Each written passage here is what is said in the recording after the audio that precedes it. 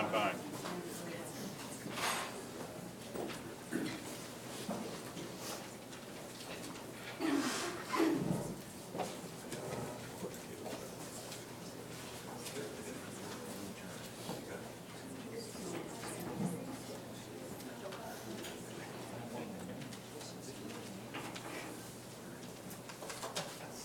We're all ready to go.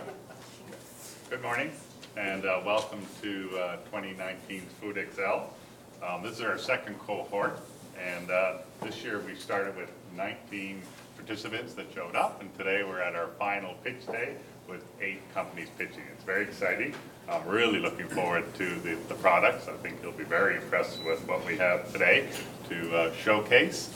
On a few housekeeping issues, bathrooms are in the back, coffee and water up front. And we will be streaming on YouTube all day, so just be sensitive about that and in the back. So just wanted to let you know about that. Get the clicker working. There we go. So Food Xcel is one in a series of programs presented by Food Island Partnership. These programs have been developed to support Prince Edward Island's growing cohort of food entrepreneurs. We're very pleased to be able to continue to add to our programs to support the companies on Prince Edward Island. So Food Xcel. Food Xcel, is, for those that don't know, is a 14-week program. And again, it was designed in 2017 was when we launched our first one. It provides participants with a streamlined process of evaluating and building their food idea. Participants learn from food experts and food entrepreneurs through that program. So we bring them in and we expose them to these food entrepreneurs. And of course the winners, the participants get a chance and offers a chance to compete for a $25,000 Food Ignition Seed Capital Award provided by Innovation PEI. I would like to thank Innovation PEI for that, for the grand prize.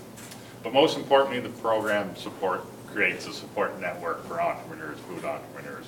Last time after the program was over, many of the participants continued to network and work together to grow their business together. And I was very pleased to see how often they stay in touch and they continue to learn from each other. And we even had some of the past participants come back and work with some of the existing pitchers. So it is good to see that, that networking continuing on. The backbone of the program, though, is all built on the business canvas. Food Island Partnership put together a food business canvas specifically for the industry here on Prince Edward Island. The participants are worked through the canvas. That is the program. So over the 14 weeks, they're challenged with different parts of the canvases. They need to solve those problems, and we find that this piece of work is a very valuable piece to getting to where we are today. The judges? Thank you guys for participating. We really appreciate it, and thanks for coming out. I think you'll really enjoy the day.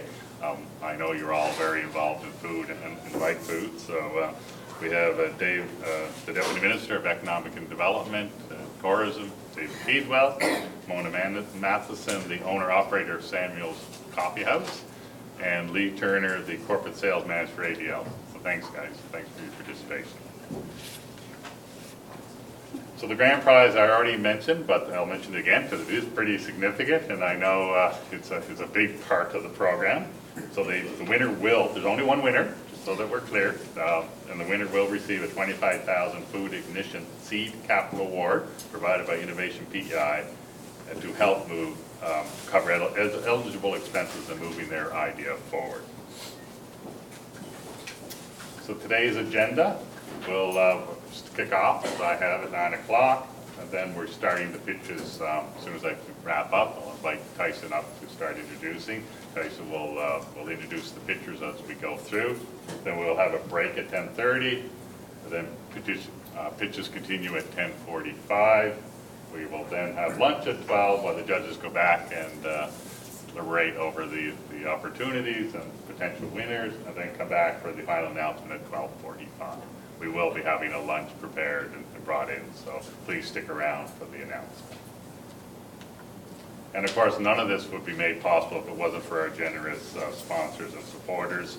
Again, the Ignition Startup, Prince Edward Island's Agriculture and Fisheries, Innovation PEI, NRC, Springboard Atlantic, the federal government, COA obviously is at the table, and then very much a lot of support from our PI cluster group who participated both by hosting the participants through the program, but also actually supported them in helping them with their pitches and product development. So we have, again, a Smartest Kitchen, Bio, Food Tech, Startup Zone, and of course, Foodana Partnership. So thank you for coming out. I hope you enjoy the day. I really, personally really enjoy this day. It's kind of exciting. So I'm looking forward to it. And now I'd like to invite Tyson up to just set the stage for the next level. Thanks, Mark. So it's exciting to be here today for the final component of our formal program for Food Xcel 2018-19. What started in a very windy and blustery kind of time frame back in November, if we remember the power outages, that was supposed to be our opening night for Food Xcel. We kind of pivoted a little bit and got things going, and here we are in a cool, blistery, clear day in February, so go figure. November gave us more challenges than February. In terms of looking back a little bit at the participants in Food Xcel this time, there's kind of three things that come to mind to me. One is the range of ideas, of product ideas, amongst not only the finalists, but all the participants that have been involved. It's really impressive to see the range of food entrepreneurs and people wanting to get into the food business on PEI. Secondly, the range of the diversity of skill sets, the backgrounds that each of the entrepreneurs brings is quite wide and quite varied. And I think that also speaks well in terms of the level of food entrepreneurship on PEI. And then I guess the third thing, and just even talking about that bad weather, and then as we continued on in the program, during our first cohort, we ended up with a lot of people at the start, and then it trickled down a little bit to more serious group. And this time, even in our last workshop at Biofood Tech Center, we thought we'd have plenty of space, and the room was packed because the group was so engaged in the process. And I think that speaks well to the program we put on, but I think it more importantly speaks well to the level of commitment of the food entrepreneurs that are involved. And I think that will also be very favorable as we look forward a couple years from now, some of the successes that the folks that are participating in the program end up achieving in the next couple of years. So turning to the pitches, we have a strict policy to try to make things fair for everyone. So for our 8 finalists, you'll have 3 minutes to pitch. Everyone knows that and has been practicing over the last little bit of time since we announced the finalists. Kent will be here with a 30-second reminder as you have 30 seconds left and then 10 seconds left, but we do cut you off after your 3 minutes because of the need to be fair. And then we turn things over to our judging panel to have a conversation, ask some questions, some follow-up questions, clarification, about 7 to 10 minutes for each pitch. At that time, if finalists would like to show packaging, sample products, that kind of thing, that's the opportunity to engage the panel in that process as well. And that's basically our process that we'll go through today. On that note, I think we can get started. So we have our agenda. If a person doesn't have it, there's some extras up front here. So first off, we're going to have Sabina from Atlantic Mustard Mill. So Sabina, come on up.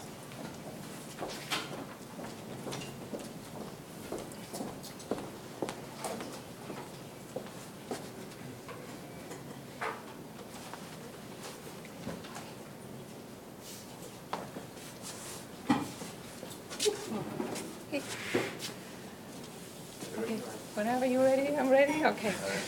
Okay. Good morning. My name is Sabina, and I present Atlantic Mustard Mill. So now you think we make mustard, right?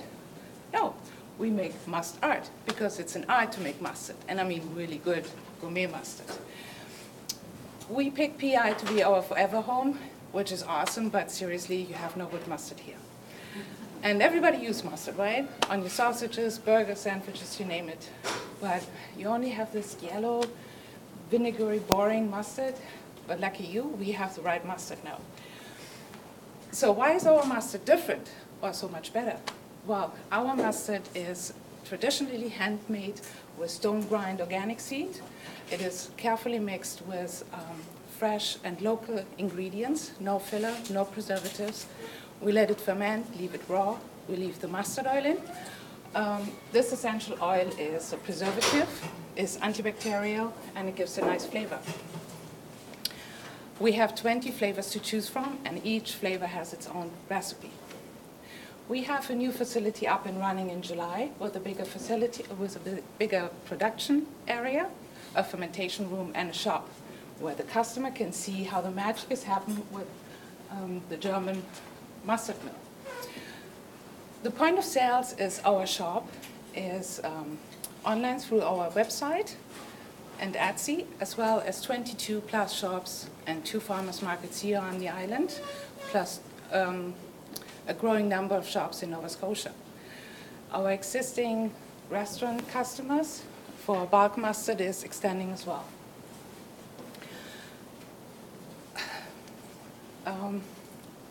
Our mustard is available in 3 different sizes for retail and a 1 kilogram pail for restaurant. The retail price is from $5.60 to $15 with a production margin of 20% and a retail margin of 50%. Our focus this year is to get the mustard established on the maritime market, which we will achieve by attending the Saltscape Expo in April and the Mustard Expo in fall.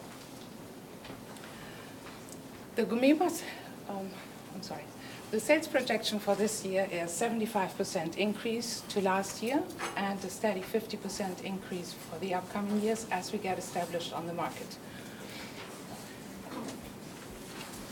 We are scaling up, but only to the point where we can guarantee our artisan quality. We will succeed because our team has knowledge of the retail and food industry, we are passionate, and we have an awesome product. And we are very proud that all our effort has been recognized by the nomination for the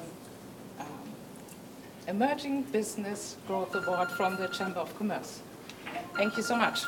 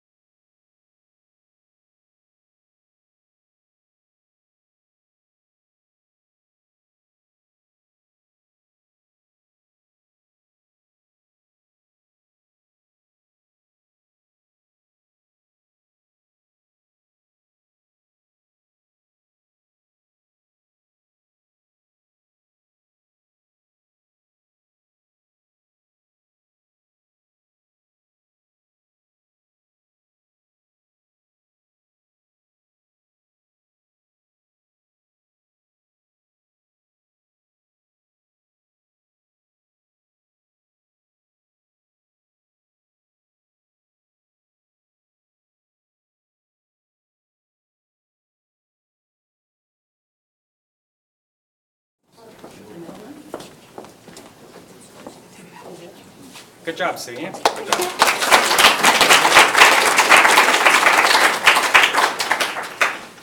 It's always fun getting to be the guinea pig to go first. So Sabina gets 10 extra points. I didn't tell you that for going first.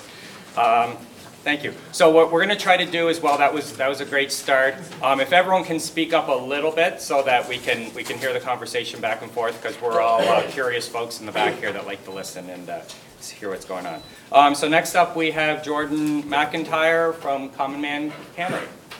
Oh, there you go, Jordan.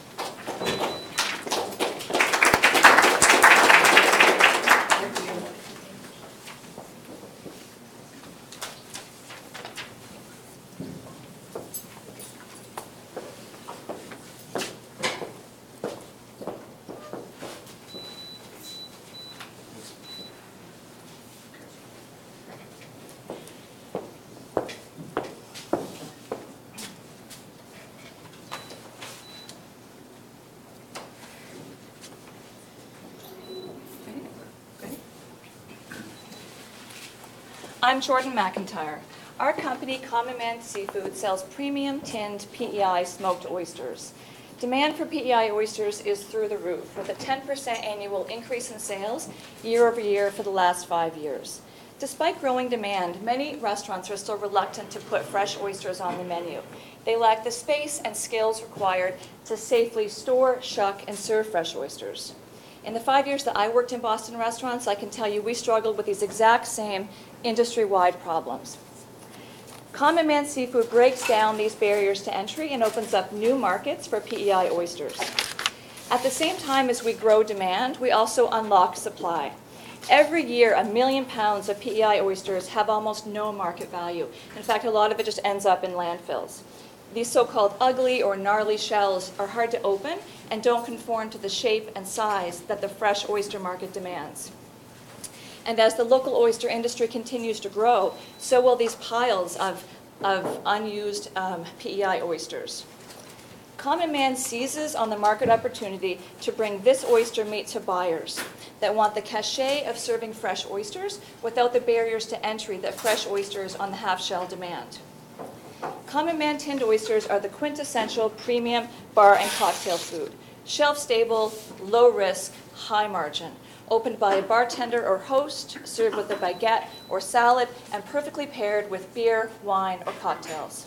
In fact, we've already taken 2 orders from popular Boston restaurants, and we're headed to the Boston Seafood Expo next month to meet with more buyers.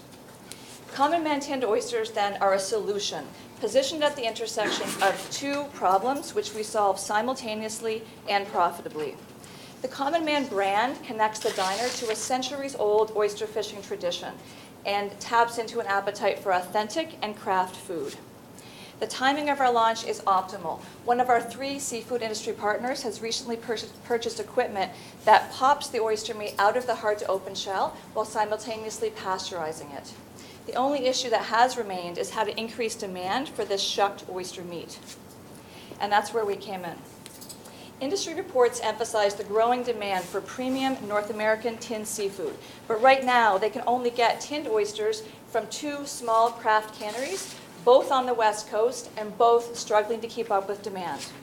Common Man tinned oysters are the only tinned oysters coming from the cold, clean North Atlantic waters. Scalable, sustainable, profitable. My product connects the growing PEI oyster industry with restaurant buyers and consumers in new markets and in new ways.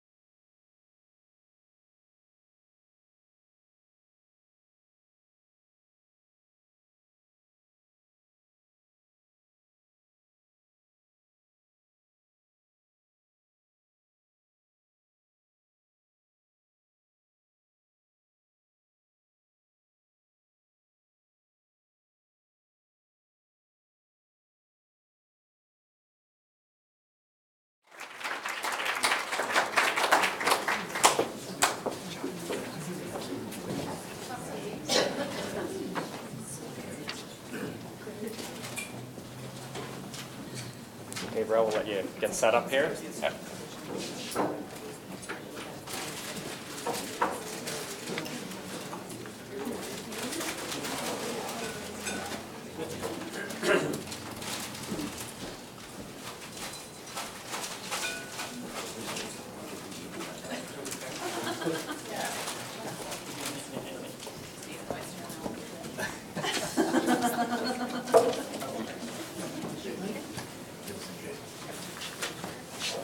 I guess we should get rid of them.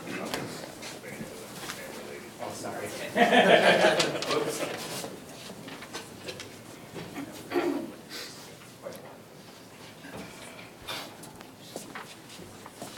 Great, so next we have Gabriel Mercier from Fromagerie Ile Saint-Jean. Hey, go ahead, Gabriel. Good morning, I'm Gabriel Mercier.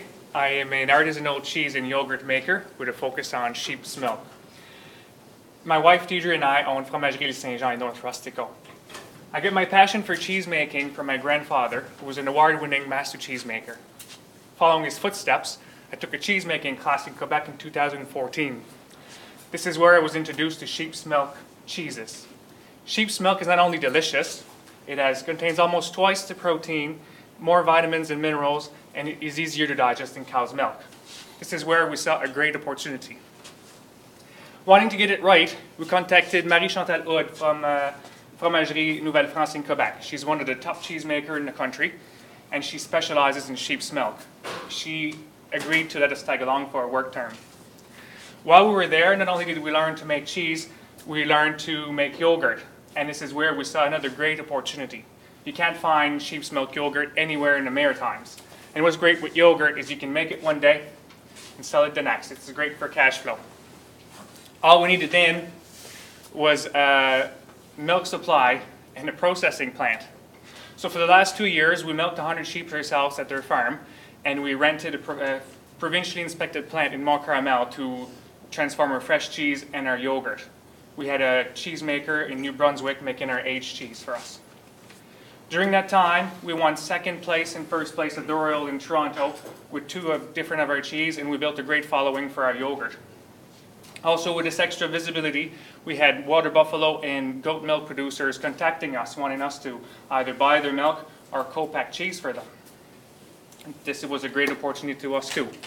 So now, in order to be able to grow our business and to start co-packing, we decided to sell our flock and concentrate on processing. We're now building a federally inspected plant on our property in North Rustico. This will allow us to distribute our product off island, but also to develop new special edition cheeses. Our three types of cheese and our plain yogurts have already been on the menus of over 12 restaurants and have been available across the island at different retail stores. We add to this a brand new facility with beautiful viewing windows to show off our production, and we believe we'll become a great player in agro-tourism. I'd like to add to that we have a shop opening back up in May, long weekend. We have a retail store at the farm. And I believe Fromagerie Ile Saint-Jean will become a reference in the artisanal cheese and yogurt making in the Maritimes, all that while diversifying the PEI countryside. Thank you.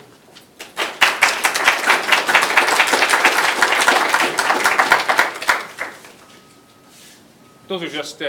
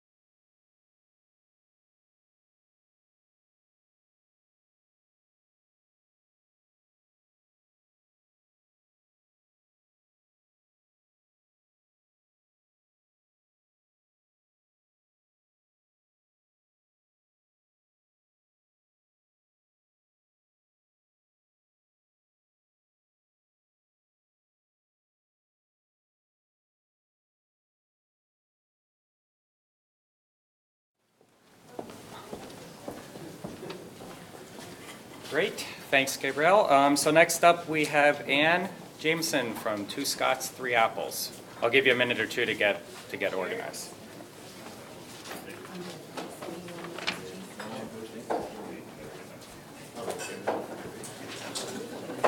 Brian's thinking on the samples. Just got strategic.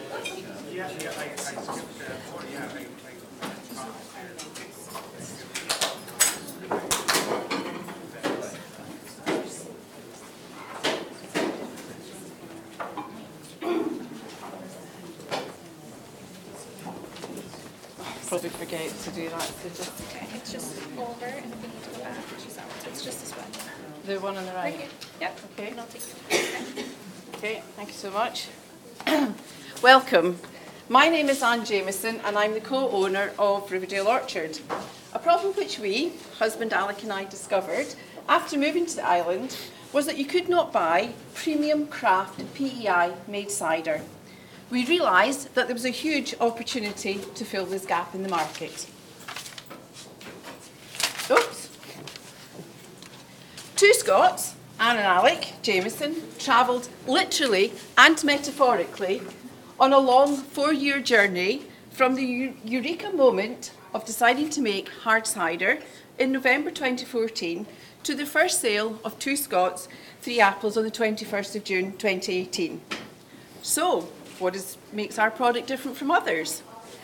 Our cider contains no added sulfites, yeast, water, pear juice, apple concentrate, hops, sugar, and is 100% gluten-free.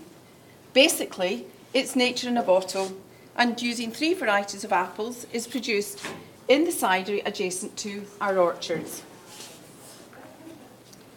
It is a crisp, dry, slightly carbonated cider.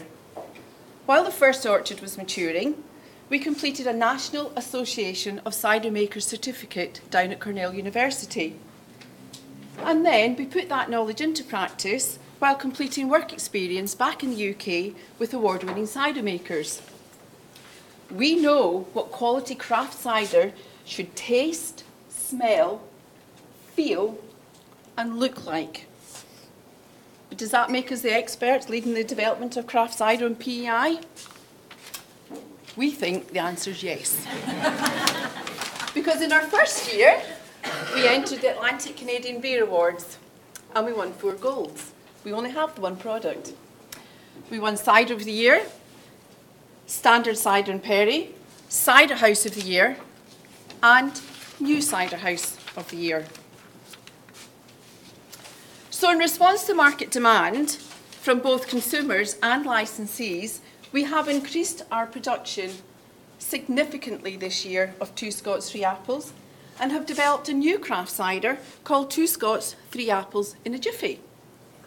Two Scots Three Apples is our limited premium brand of craft cider, and it takes approximately 5 months to produce from harvest to bottle. Our new premium craft cider, Two Scots Three Apples in a Jiffy, will only take a couple of months. And both are produced in the family name tank in our cidery. This is the next step in our new and exciting entrepreneurial journey to build an evolving and sustainable business that will put PEI on both the domestic and international maps for quality craft cider. And gosh, what a start we've had. Thank you so much for listening.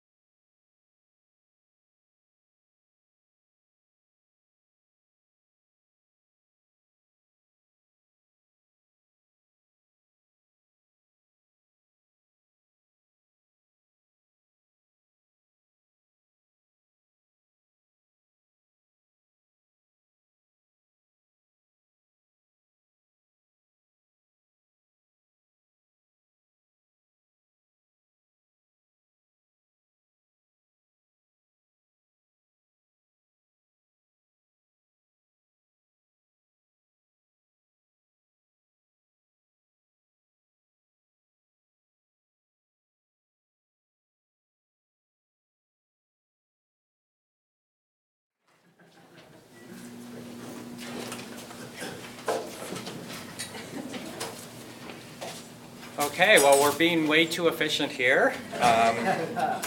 Usually it's the opposite problem, being a little bit behind schedule. So that's the conclusion of the first group of hitches. So what we're going to do is take a bit of a break. We had 15 minutes here. We might have maybe 15 to 20 minutes, and then we will we'll start up again around 20 after 10. Okay.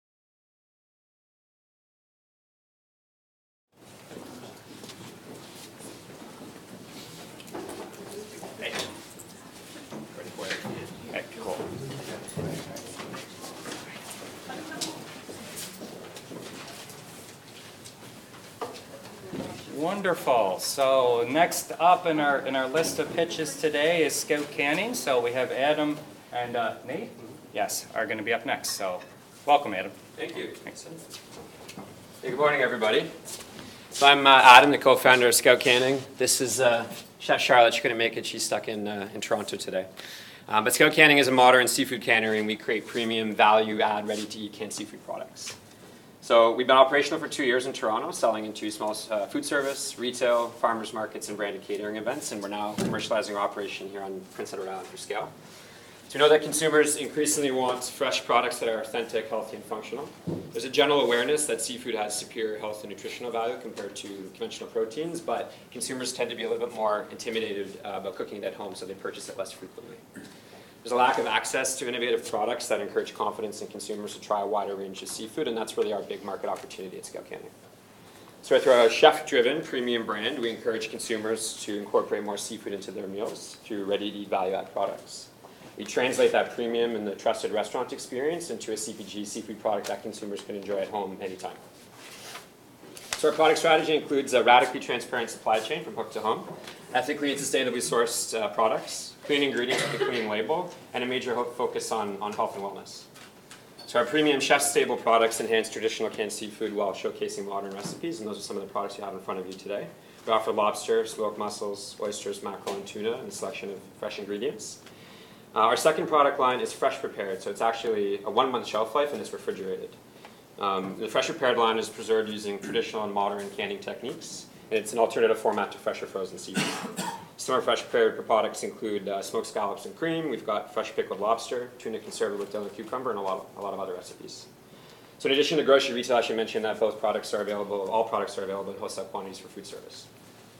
So our founding team are experienced professionals. We've all brought businesses and products to market in the past. Jason leads our brand and marketing. Nate leads our sales and growth. Charlotte is our chef and chief culinary officer, and she leads product, and I do a bunch of things. Over the last 2 years, we focused on our brand development, a lot of recipe testing, consumer insights and feedback, and most importantly, we have validated sales. Really is a part-time business that we've worked on over the last 2 years, about $400K in sales. This year, we anticipate about $300K in sales by Q4 as we get ready to commercialize here, and we have ambitious targets to reach $10 million by 2022. So the global canned seafood market is growing very rapidly, particularly in North America. It's expected to reach $28 billion by 2025. So we're centralizing our operation here in Prince Edward Island. We're going to be doing all of our direct sourcing from Prince Edward Island. All of our production and processing is here, growing our team here, and we're really canning Canada's food island. So we're very Atlantic Canada focused in our brand strategy, or what Charlotte likes to call maritime chic. We have our co-packer partnership in progress with the Canadian Supreme in Wellington. We'll produce both our product lines. We're going to be launching with Canadian retailers in Q4 of this year, with US expansion shortly followed next year. Asia and Europe followed after that, and we're working with Whitecap International on our export strategy. So we're really committed to North American canned seafood and modernizing what it represents, and I look forward to your questions. Perfect 3 minutes.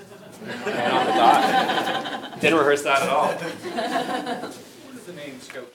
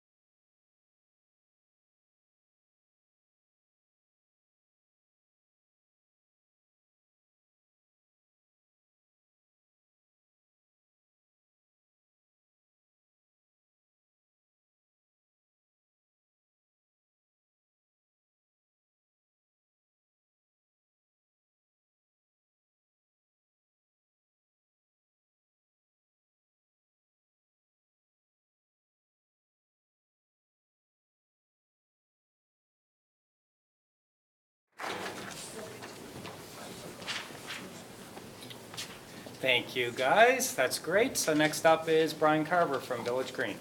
Right.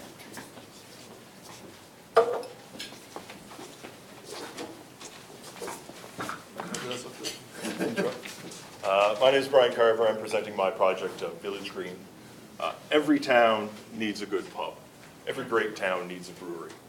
The space allows neighbors to come together, enjoy each other's company over a beer. Currently, Cornwall, Prince Edward Island, one of Atlantic Canada's fastest growing communities, has neither. Village Green is a unique nano brewery focused on exceptional service and high quality beers served fresh within our facility in Cornwall, bringing neighbors together. Sorry, just lost my train of thought there for a second. With my 10 years experience as an award-winning brewmaster, I've installed and commissioned numerous breweries across North America, worked as a technical advisor to brewers around the globe, having earned the distinction of Certified Cicerone, a hospitality industry designation for professionals seeking the highest quality of beer service and education. I'm going to take my world-class beer experience, scale it down into a unique business to be established within the community of Cornwall to serve fresh, high-quality beer to people within the community. In the first year of business, Village Green's revenue projections about $225,000. In year 2, growing to $255,000. In year 3, growing to $300,000. Beer Village Green will be sold by the glass for enjoyment on site, for growlers to go, and kegs to our strategic partner at Hopyard in Charlottetown and in Halifax. Our product split will see about 65% of the revenue based by beer sold in the glass, 15% at the growler, and 20% in the kegs going out the door, with margins on the glass being approximately 70%, 40% on the growler, and about 20% on the kegs. The plan is to start with this small-scale brewery, create some interesting liquids, fresh, get them to people, create some brand recognition, and to use funds generated from Village Green to establish a larger facility down the road. That's all.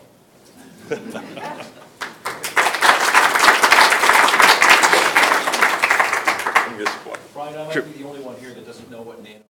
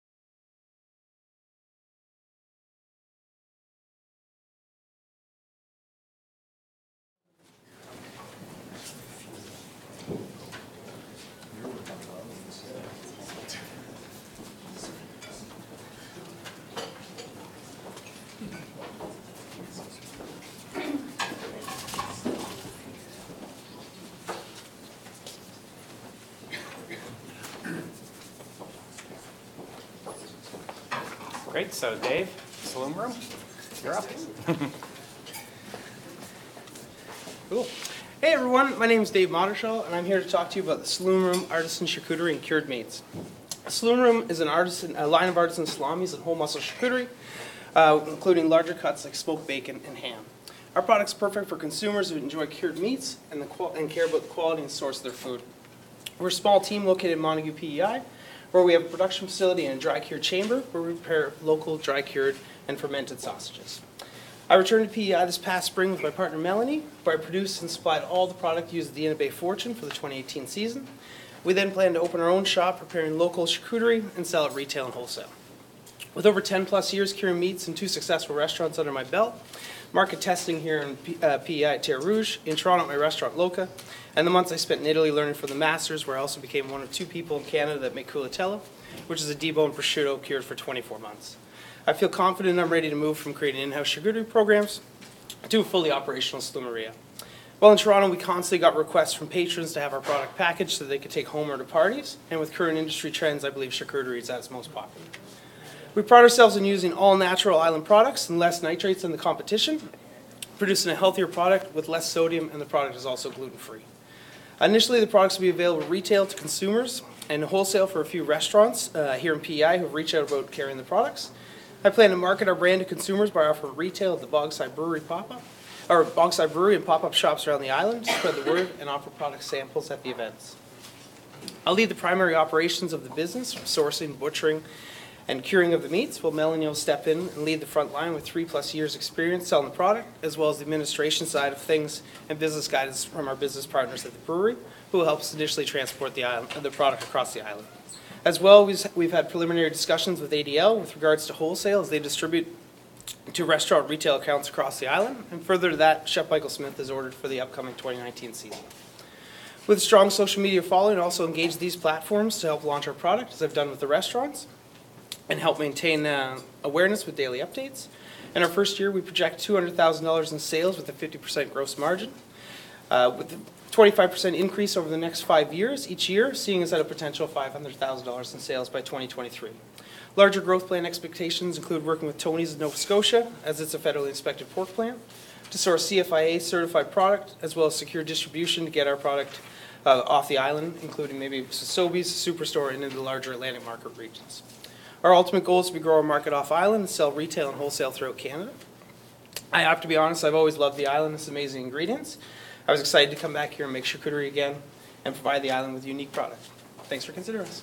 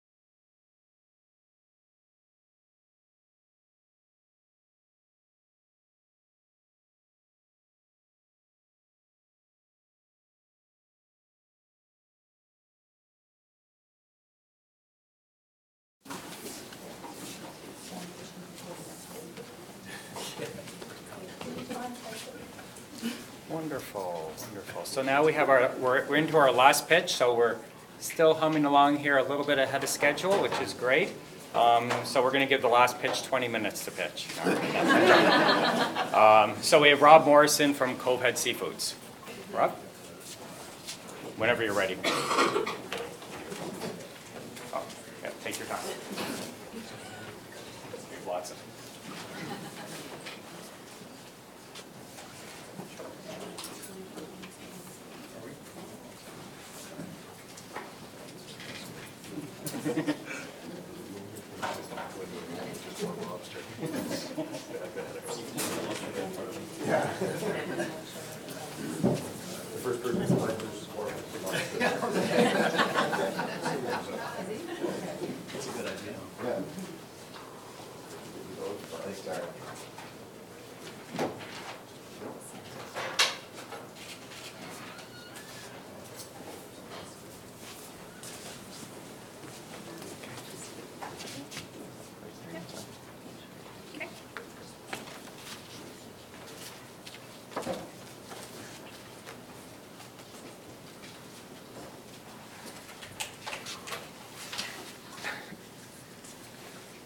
All right, good morning.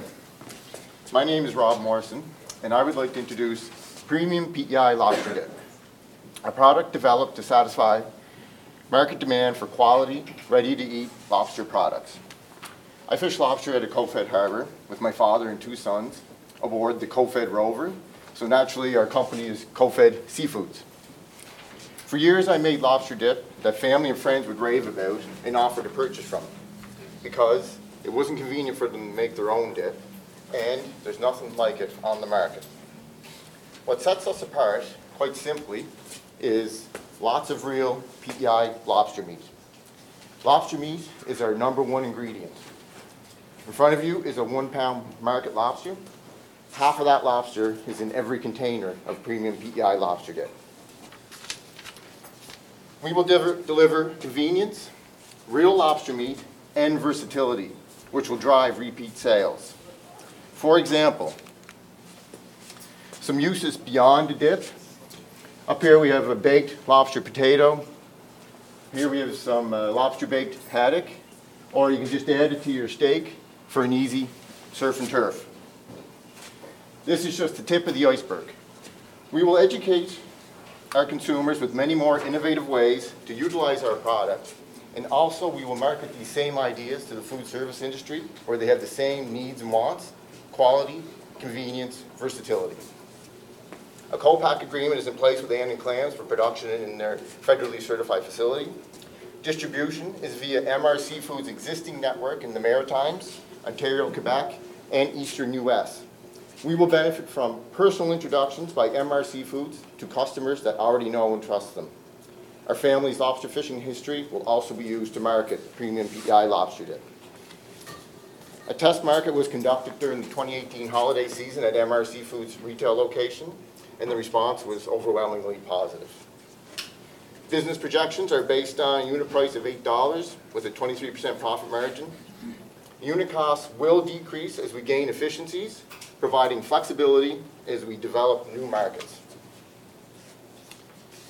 In consultation with MR Seafoods, we are projecting sales of 40,000 units in 2019.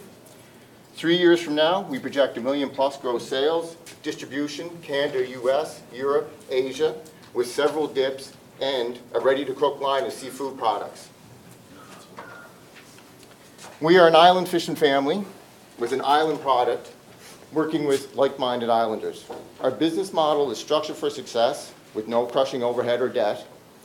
The demand for premium PEI lobster dip, coupled with the strength of our strategic partnerships, provides Cove Head Seafoods with an excellent opportunity to promote PEI and be a contributing member of the island business community. Thank you.